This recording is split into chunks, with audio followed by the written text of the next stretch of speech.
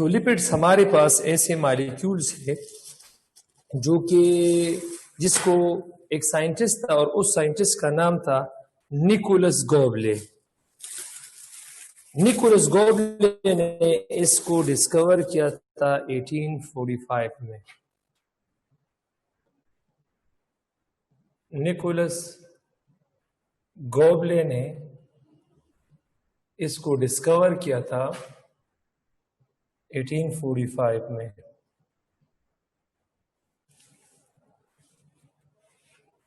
Lipids हमारे पास heterogeneous molecule है और ये हमारे पास इनसॉल्युबल इन वाटर होता है। ये हमारे पास वाटर में क्या चीज है? इनसॉल्युबल। अब it is insoluble in water, ये वाटर में इनसॉल्युबल होता है। वाटर में ये क्यों इनसॉल्युबल होता है? क्योंकि इसमें लिस परसेंटेज ऑफ ऑक्सीजन है। Lipids have less amount of oxygen. Oxygen की अमाउंट इसमें लिस है, that's why it is insoluble in water. अच्छा, इसके जो बिल्डिंग ब्लॉक्स है, building blocks lipids have many building blocks। Lipids के बहुत ज्यादा बिल्डिंग ब्लॉक्स है, बहुत ज्यादा बिल्डिंग ब्लॉक्स है। अब एक बिल्डिंग ब्लॉक है हमारे पास लिपिड का, जो एक बिल्डिंग ब्लॉक है वो है हमारे पास फैटी एसिड। दूसरा है ग्लाइसिरोल।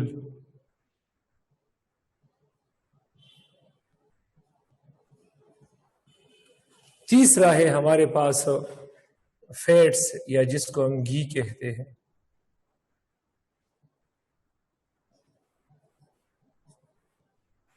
चौथा हमारे पास ऑयल है, ऑयल। पांचवा हमारे पास है कार्बन, कार्बन रिंग्स। और छठा हमारे पास क्या है? कार्बन कार्बन स्ट्रेट जो चेन है।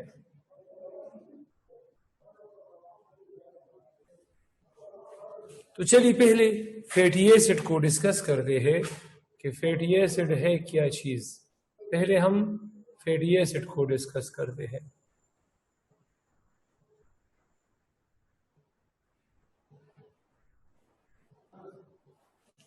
फैटी एसिड को अगर समझना है तो तीन बातों का ख्याल रखो। It's a long carbon carbon chain, और जो हमारे पास ये एक लॉन्ग कार्बन कार्बन चेन होता है। फॉर एग्जाम्पल ये जरा देखो, एक carbon 1, carbon 2, carbon 3, carbon 4, carbon 5, carbon 6, इस तरह लेट्स सपोज। तो ये हमारे पास एक कार्बन कार्बन का एक लॉन्ग चेन होता है। लेट्स सपोज मैंने 6 कार्बन ड्रा किए हैं। अब इस चेन के एक एंड पे कार्बोक्साइल ग्रुप होगा और चेन के दूसरे एंड पे हाइड्रोजन ग्रुप होगा हमारे पास। तो मैं लिख सकता हूं कि COOH at one end of the chain।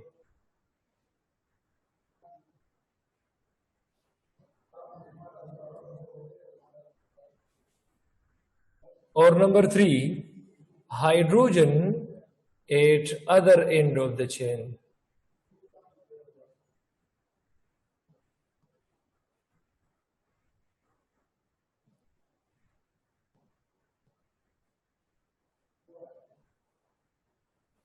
COOH at one end of the chain and hydrogen at other end of the chain।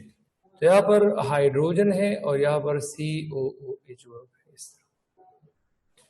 तो अब अगर आप लोग ने लिपिड्स में हर एक कार्बन के साथ इस तरह के 2 हाइड्रोजन लगाने होंगे जी। निश्चित दत्त वर्ग दल नंबर मिलो मासर लिपिड्स के स्ट्रक्चर में हर कार्बन के साथ 2 हाइड्रोजन का होना लाजिमी है, इस तरह। तो ये क्या चीज है? ये हमारे पास फैटी एसिड का स्ट्रक्चर है। फैटी एसिड हमारे पास 2 तरह का है।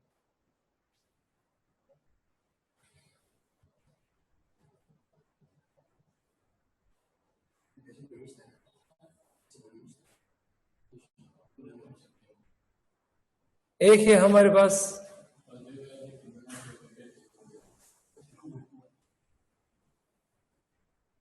सैचुरेटेड फैटी एसिड,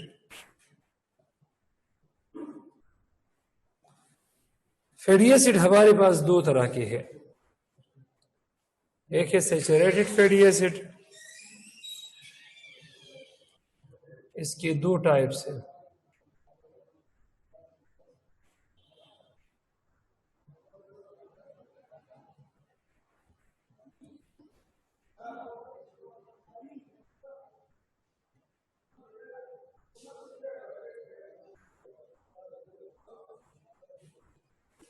और दूसरा है अनसैचुरेटेड फैटी एसिड।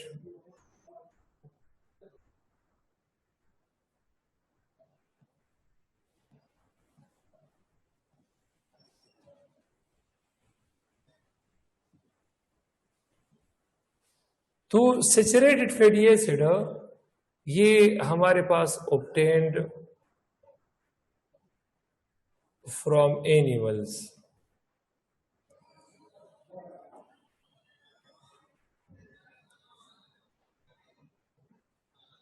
और unsaturated fatty acid obtained from plants.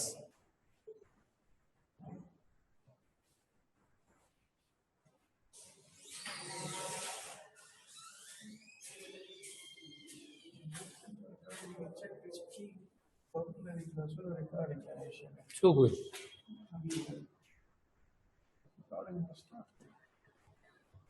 हाँ, अच्छा। और इसमें कार्बन और कार्बन के दरमियान सिंगल बॉन्ड होंगे।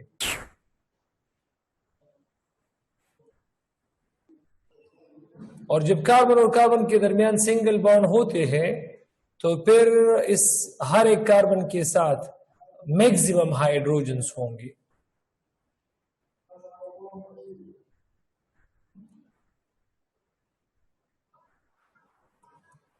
जाहिर सी बात है, अगर कार्बन के दरमियान सिंगल सी बॉन्ड है तो हमारे पास मैक्सिमम हाइड्रोजन। या क्या है, हमारे पास कार्बन और कार्बन के दरमियान एटलीस्ट 1 डबल बॉन्ड है।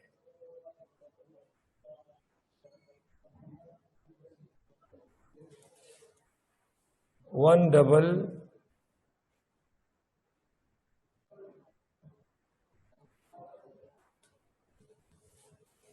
और जब डबल बॉन्ड है तो इसमें हमारे पास minimum hydrogen.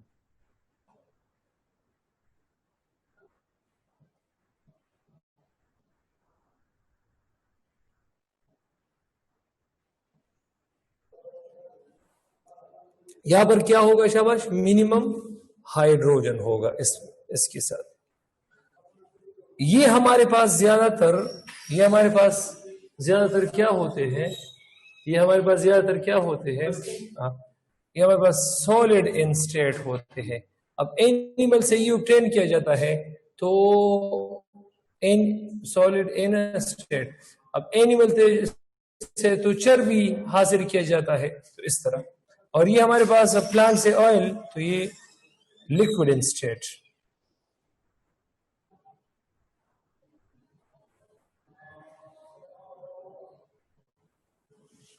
Saturated fatty acid में ज्यादातर मोस्ट कॉमनली 16 कार्बन होंगे और अनसैचुरेटेड में मोस्ट कॉमनली 18 कार्बन होंगे, इस तरह। और इसका जो एग्जाम्पल है हमारे पास वो है पाल्मिटिक एसिड।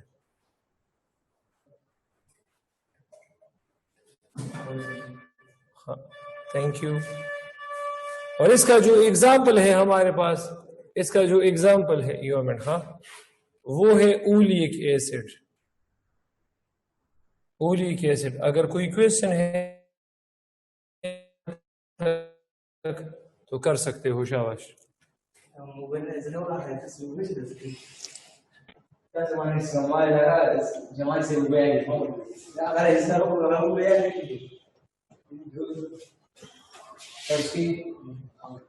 जी उसना जी क्वेश्चन ये है कि ये म्यू फाउड्यू इसके बारे में एक एमसीक्यू आया था एमएम में, ओलिक एसिड क्या?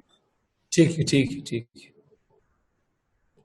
अच्छा, ये जो अनसैचुरेटेड फैटी एसिड है, अगर अनसैचुरेटेड फैटी एसिड में वन डबल बॉन्ड है, अगर वन डबल बॉन्ड है,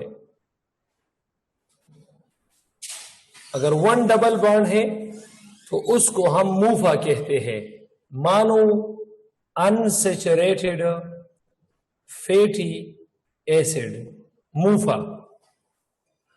अगर दो डबल बॉन्ड है, अगर दो डबल बॉन्ड है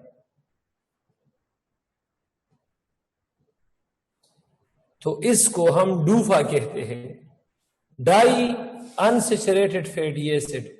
That depends upon the number of double bonds or triple bonds in an unsaturated fatty acid. तो इस तरह है। तो आई एम श्योर कि क्लियर होगा। और कोई क्वेश्चन नहीं है तो मैं अब ग्लाइसिरोल को समझाऊंगा। फैटी एसिड तो क्लियर है, और फैटी एसिड में कार्बन कार्बन स्ट्रेट चेन भी मैंने क्लियर किया है। तब मैं ग्लाइसिरोल को एक्सप्लेन करना चाहता हूं, शाबाश।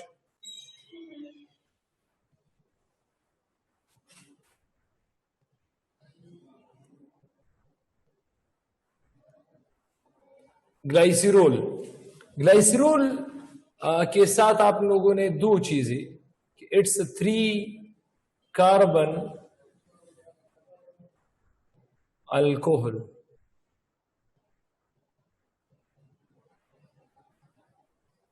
Glycerol is basically a 3 carbon alcohol. Glycerol basically क्या चीज है? ये 3 कार्बन अल्कोहल है ग्लाइसिरोल हमारे पास। अच्छा, और दूसरा पॉइंट ये है कि it is the only sweet alcohol.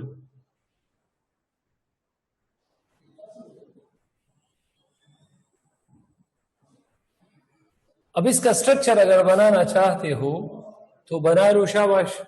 ये कार्बन 3 कार्बन लिख दो, 3 कार्बन यहां लिख दो। अब 3 कार्बन लिख दिया, अल्कोहल है, तो हर एक कार्बन के साथ OH लगा दो, हर एक कार्बन के साथ OH लगा दो, हर एक कार्बन के साथ OH लगा दो। OH लगा दिया, तब जो रिमेनिंग हमारे पास क्या चीज है? कार्बन के बॉन्ड्स हैं, कार्बन के बॉन्ड्स। तो उसको आप हाइड्रोजन से फिलअप करो।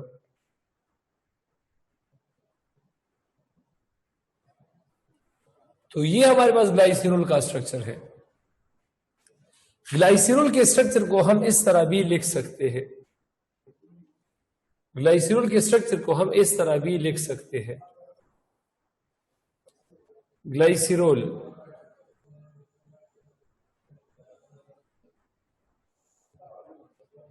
CH2OH, CHOH और CH2OH, इस तरह।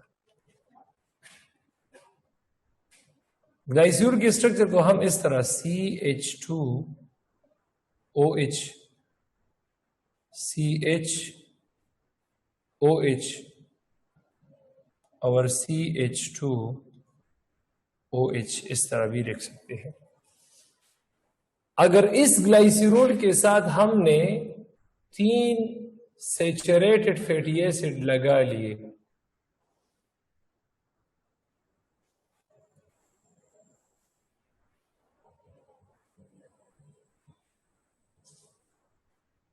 एक सैचुरेटेड फैटी एसिड ये, दूसरा सैचुरेटेड फैटी एसिड ये, तीसरा सैचुरेटेड फैटी एसिड ये, इस पूरे स्ट्रक्चर को हम, इस पूरे की पूरी स्ट्रक्चर को हम फिर फैट्स कहेंगे। या फैट्स को हम घी भी कह सकते हैं।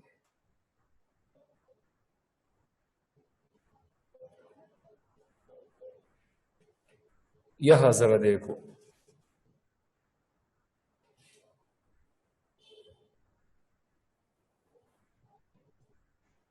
अब ये ग्लाइसरॉल है, इससे हम ऑयल किस तरह बनाएंगे? ऑयल, जब भी हम ग्लाइसरॉल के साथ ऐड करेंगे 3 unsaturated fatty acids,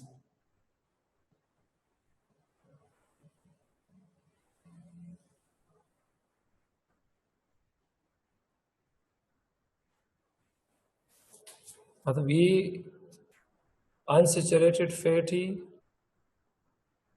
acid, unsaturated fatty acid, unsaturated fatty acid। In short, अगर आप लोगों ने ग्लाइसरॉल के साथ 3 सैचुरेटेड फैटी एसिड लगा दी है तो you will get the fats और द ऑयल। और अगर आप लोगों ने ग्लाइसरॉल के साथ 3 अनसैचुरेटेड फैटी एसिड इसको ऐड किया है तो you will get the oil, क्योंकि अनसैचुरेटेड फैटी एसिड प्लांट्स में होते हैं, प्लांट्स में you will get the oil. और इसमें कार्बन कार्बन रिंग है। अगर आप लोग जरा यहां देखिए, फैटी एसिड भी क्लियर है, ग्लाइसरॉल भी क्लियर है, फैट्स भी क्लियर है, ऑयल भी क्लियर है, अब कार्बन कार्बन रिंग्स की बारी है।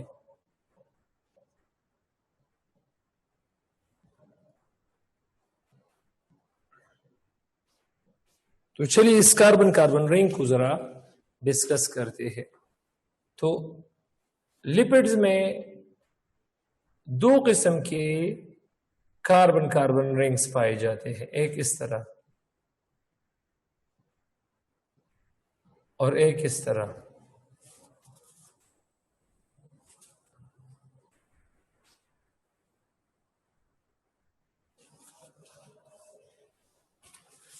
अगर आप लोग देख ले तो एक 1 2 3 4 5 और 6, 1 2 3 4 और ये 5।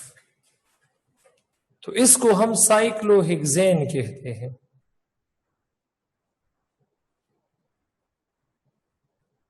जबकि इसको हम साइक्लोपेंटेन कहते हैं।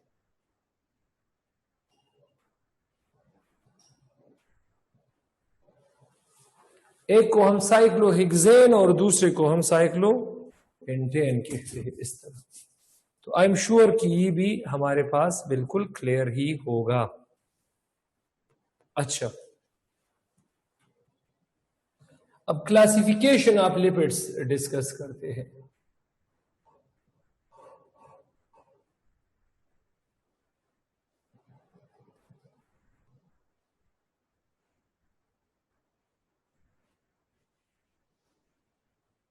तो लिपिड्स की क्लासिफिकेशन में पहले नंबर पर हमारे पास है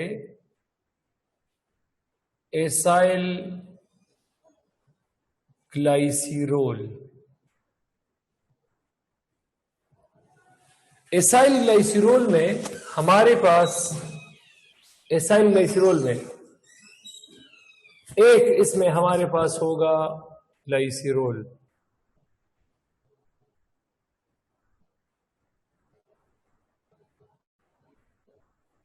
और 3 मतलब ग्लाइसिरोल और इसमें फैटी एसिड होगा। क्या चीज होगा? Fatty acid.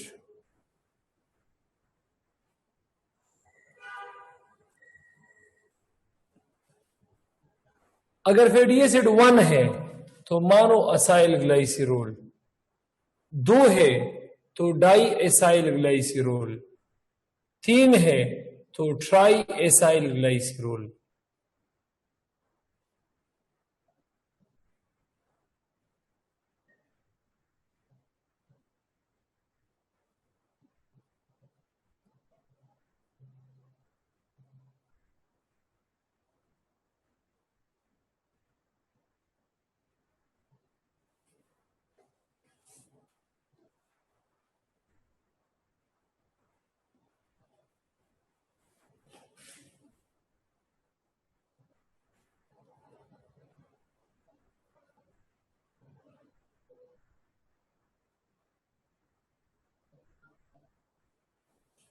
इस तरह।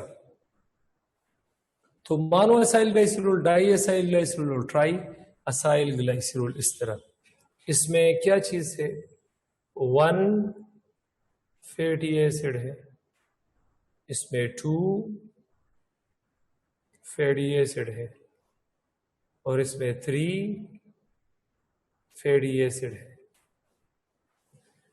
और ये जो ट्राई एसाइल ग्लाइसिराइल है या ट्राई एसाइल ग्लाइसिरोल है, ये सबसे abundant, the most abundant lipid है।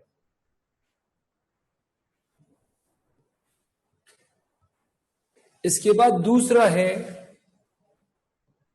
फास्फोलिपिड।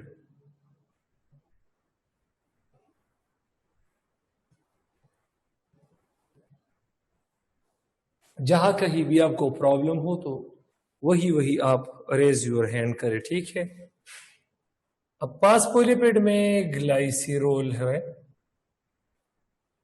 2 इसमें फैटी एसिड होंगे और 1 इसमें फॉस्फेट होगा।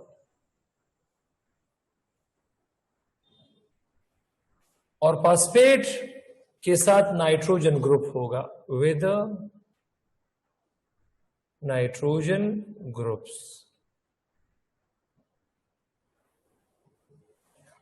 अब ये जो नाइट्रोजन ग्रुप है ये 3 है, 1, 2 और 3। या तो इथाइलमाइन है,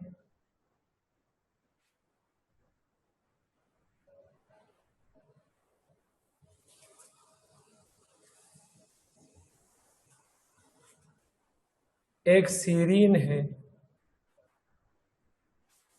और एक कोलिन है,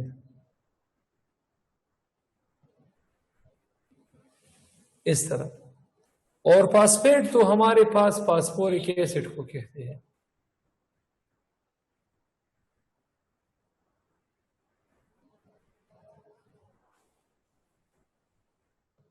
जिसका फार्मूला है H3PO4, इस तरह।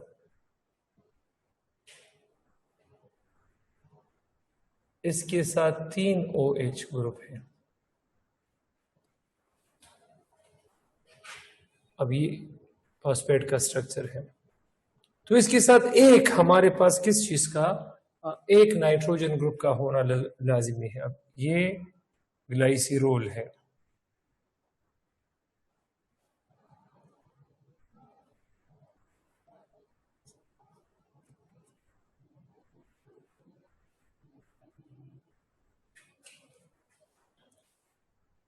इसके साथ ये एक फैटी एसिड है,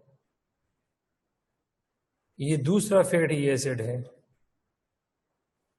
ये तीसरा इसके साथ फॉस्फेट है। लेकिन फॉस्फेट के साथ एक हमारे पास एक क्या चीज, अ फॉस्फेट विद 1 नाइट्रोजन ग्रुप। आपकी मर्जी, जो भी नाइट्रोजन ग्रुप आप लगा सकते हैं। इथाइलमाइन आप लोग लगा सकते हैं, या सीरीन आप लोग लगा सकते हैं, या कोलिन आप लोग लगा सकते हैं। फास्फोलिपिड का स्ट्रक्चर कुछ इस तरह है।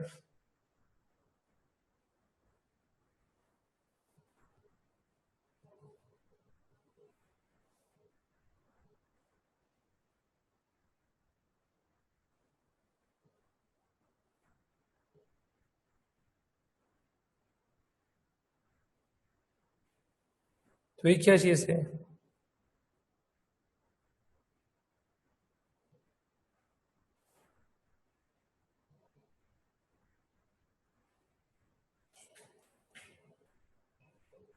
ये हमारे पास फास्फोलिपिड का क्या चीज है? हेड है। और ये फास्फोलिपिड का क्या चीज है? टेल है। हेड में क्या चीज है? हेड में ग्लाइसिरोल होगा, फॉस्फेट होगा, और जो नाइट्रोजन ग्रुप्स होते हैं वो होगा, रिस्पेक्टिव नाइट्रोजन ग्रुप। और टेल में हमारे पास फैटी एसिड होगा।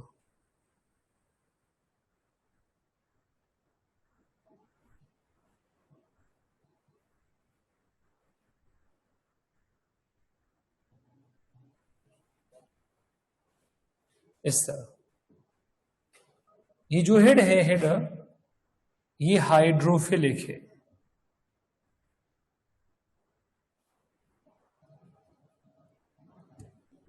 और ये फैटी एसिड है तो डेफिनेटली ये हाइड्रोफोबिक है।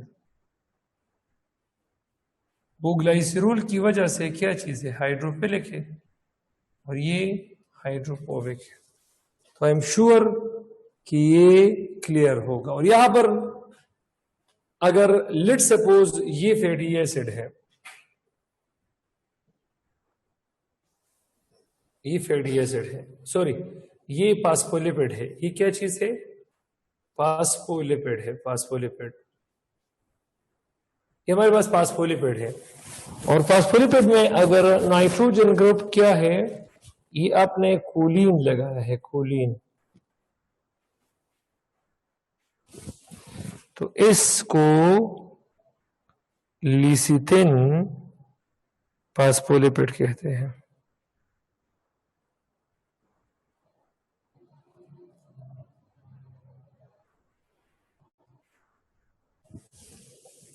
इसको हम lecithin phospholipid. I am sure कि ये भी क्लियर होगा। First phospholipid discovered is lecithin. कोई क्वेश्चन है तो पूछ सकते हो।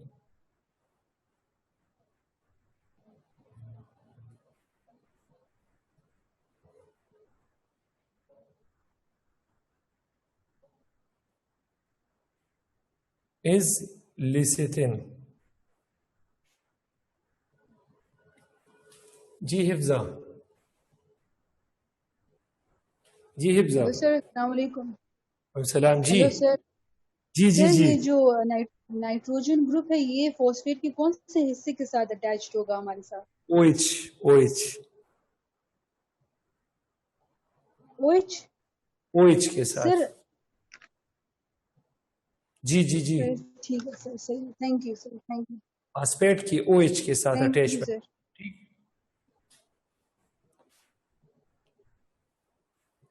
अच्छा,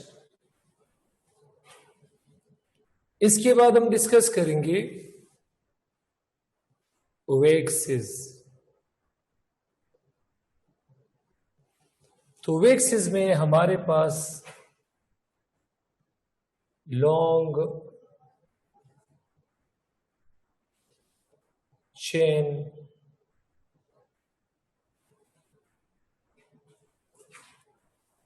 अल्कोहल होगा, और अल्कोहल के लॉन्ग चेन में एटलीस्ट 35 कार्बन हो। लॉन्ग चेन फैटी एसिड हो।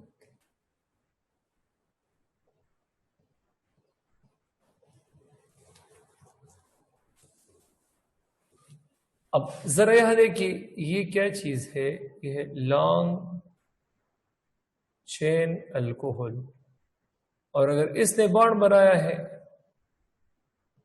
लॉन्ग चेन फैटी एसिड के साथ, तो इस स्ट्रक्चर को हम क्या कहते हैं, वेक्सिस कहते हैं।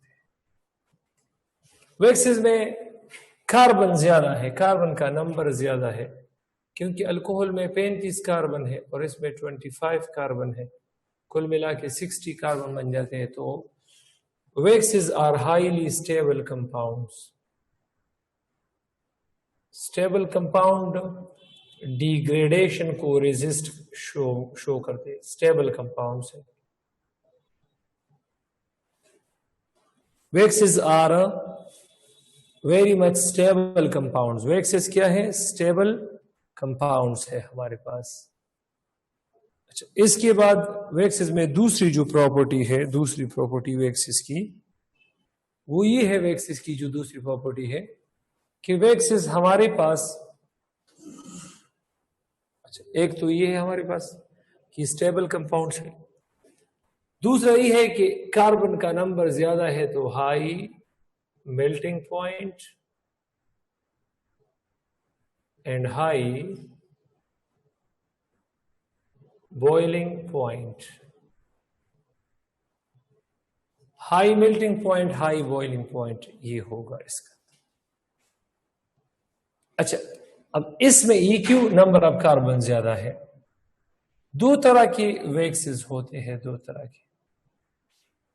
एक है नेचुरल वैक्स, और ये जो नेचुरल वैक्स है ये हमारे पास ये दो तरह के हैं। नेचुरल वैक्स दो तरह, प्लांट से अगर हासिल की जाए तो प्लांट्स वैक्स, और अगर एनिमल से हासिल की जाए तो एनिमल्स वैक्स। शहद में जो वैक्स होता है, लिपिड्स होता है, बी वैक्स, एनिमल वैक्स। और प्लांट की लीफ के सरफेस के ऊपर इस तरह क्यूटिकुलर वैक्स।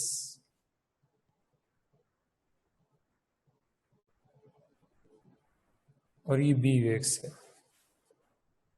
क्यूटिकुलर वैक्स और कौन सा, बी वैक्स। ये इसके एग्जाम्पल है। एक और एमसीक्यूज है यहां पर।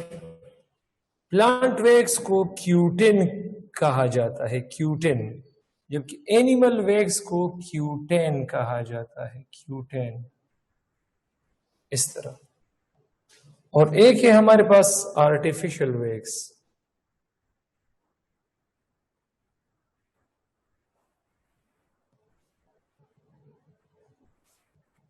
जिसका एग्जाम्पल है ये सिंथेटिक वैक्स भी, इसका एग्जाम्पल है कैंडल।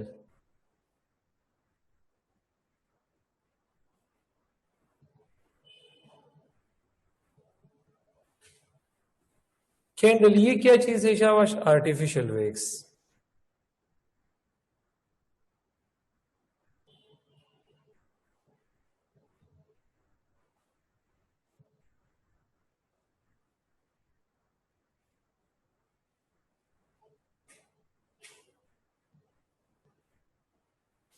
और चौथा हमारे पास वैक्सेस। वैक्सेस के बाद हमारे पास क्या चीज है? स्टीराइड्स। तो स्टीराइड्स ऐसे, ये है लिपिड्स विदाउट फैटी एसिड। जिस लिपिड में फैटी एसिड ना हो तो कॉल्ड डेराइव्ड लिपिड्स।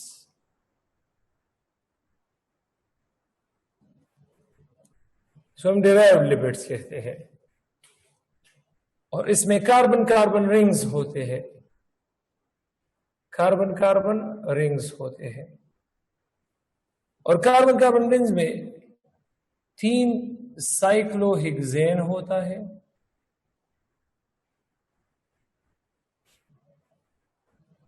और एक इसमें साइक्लोपेंटेन होता है। और ये फ्यूज होते हैं। These rings are connected to each. These rings are fused. ये आपस में क्या होंगी? फ्यूज होंगी, फ्यूज। ये आपस में फ्यूज होंगे इस तरह।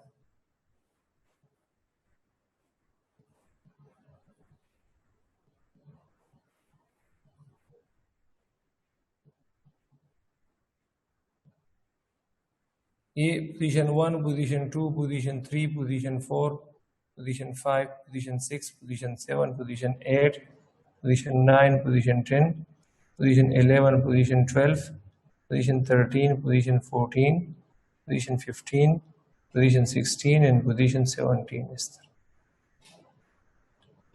स्टीराइड के साथ अगर आप लोगों ने कार्बन 3 पे OH लगा दिया, स्टीराइड के साथ अगर कार्बन 3 पे आप लोगों ने OH लगा दिया तो फिर वो चीज बन जाएगा स्टीरोल।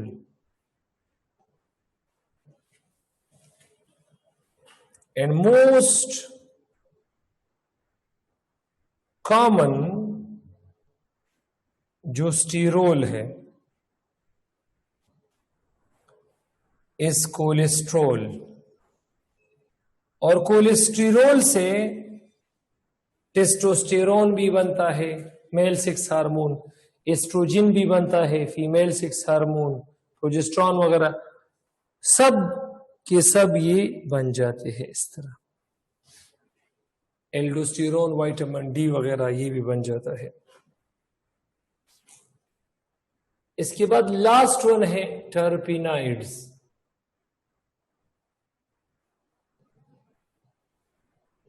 तो ये भी इसमें नो फैटी एसिड, इसमें फैटी एसिड नहीं है। ये फैटी एसिड नहीं है तो आल्सो कॉल्ड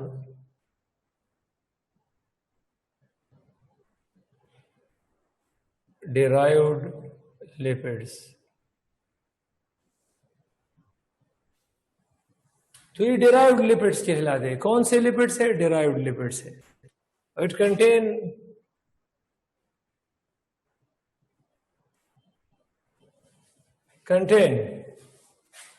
अब ये हमारे पास शॉर्ट यूनिट का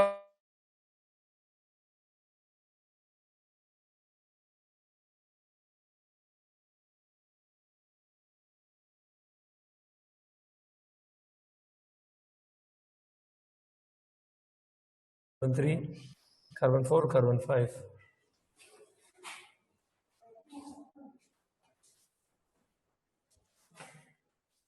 carbon 1, carbon 2, carbon 3, carbon 4, carbon 5 इस तरह। तो ये 1, 2 इसमें 3 हाइड्रोजन है, इसके पूरे है। बॉन्डिंग सिर्फ कार्बन की बॉन्डिंग को अगर आप पूरा कर लो तो आपको पता चलेगा कि आइसोप्रीन यूनिट में हमारे पास 5 कार्बन और 8 हाइड्रोजन है। अगर 2 आइसोप्रीन यूनिट्स ये कंबाइन हो गए तो इससे टर्पिनाइड बनता है।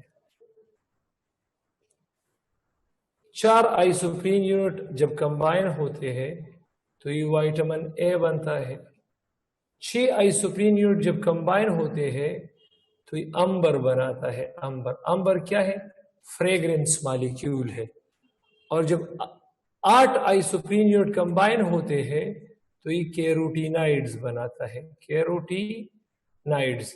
तो अगर आप कैरोटीनाइड्स की ब्रेकडाउन कर लो, आप इसकी ब्रेकडाउन कर लो, अगर इस तरह इसकी ब्रेकडाउन कर लो तो 4 आईपीयू में और ये 4 आईपीयू में, तो ये 4 आईपीयू विटामिन ए है। आप देखो यहाँ और ये भी क्या चीज है? विटामिन ए है। और अगर मेनी आईपीयू आप लोगों ने 8 से ज्यादा आइसोप्रीन यूनिट को अगर कंबाइन किया, you will get the rubber. अब कैरोटीनाइड्स है,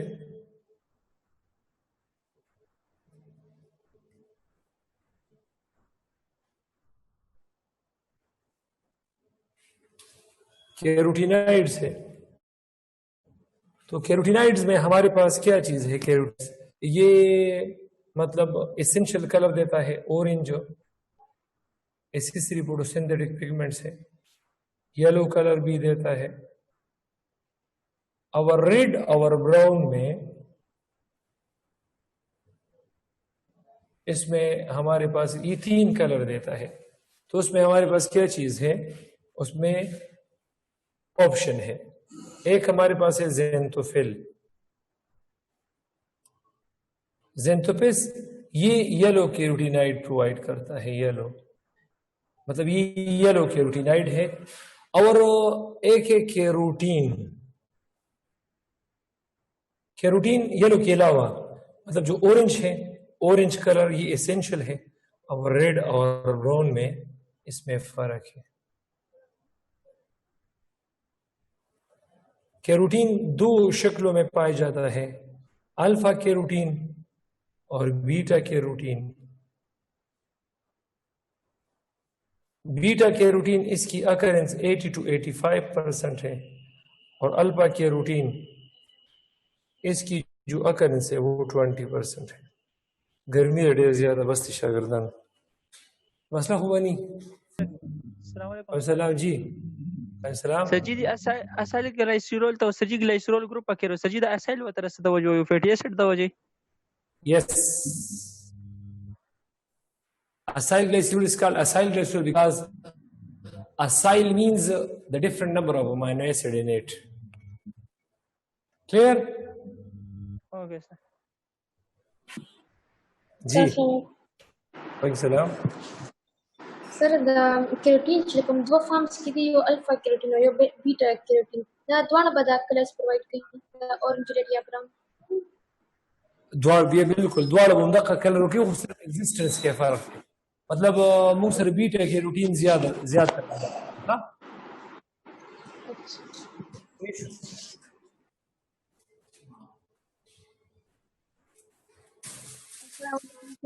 سلام جی सेकंड ईयर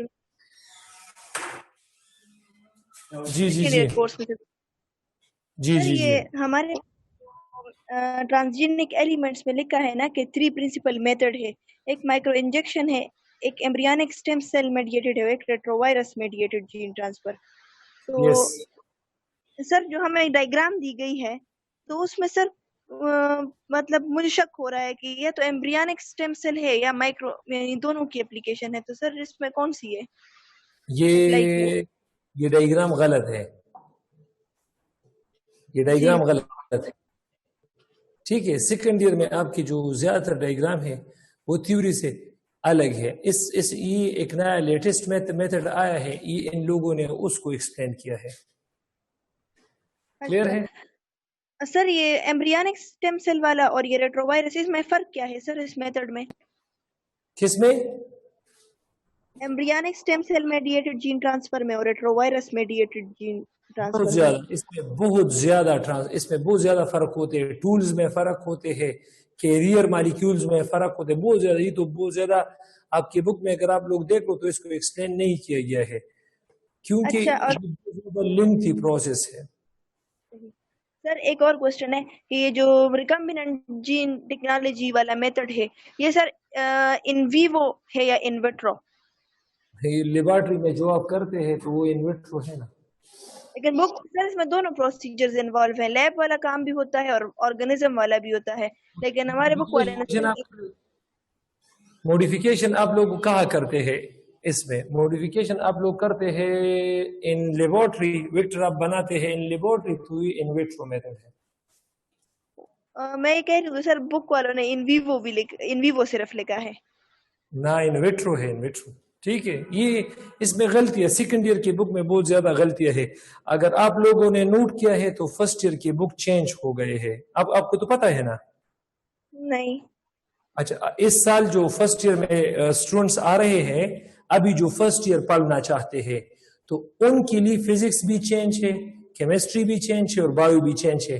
तो चेंज इस तरह नहीं है कि मतलब न्यू कोर्स आया है, चेंज इस तरह है कि जो गलतियां इस आप लोग ने जो बुक पढ़ी है उसमें जो गलतियां हैं उनको रिमूव किया गया है। अब सेकंड ईयर की बुक में अभी चेंजेस प्रोसेस है, ये जारी है, ये डायग्राम्स वगैरह जिसमें गलतियां ये रिमूव करेंगे इसको। ठीक है, लास्ट सर ये RFLPs वाले में हमारा जो DNA एनालिसिस है ना, तो उसमें सर बुक में लिखा है सेपरेशन ऑफ RFLPs में कि DNA fragment are electrophoresed on agarose gel. फिर कहते हैं कि sir mixture of RFLP is loaded in polyacrylamide gel. तो सर ये कौन सा जेल यूज कर रहे हैं? इन्होंने दोनों जेल का नाम लिखा एक ही उस पैराग्राफ में। अब इट डिपेंड्स ऑन यू, अगर शॉर्ट फ्रेगमेंट है तो उसके लिए अलग और लॉन्ग फ्रेगमेंट है तो उसके लिए अलग। ज्यादातर हम एगारोस जेल यूज करते हैं। ठीक है, पॉलीएक्राइल अमाइड जेल आपकी बुक में यूज नहीं है, जस्ट मेंशन है। आपकी बुक में जो तरीका है वो एगारोस जेल का है। जी sir, thank you. Thank you.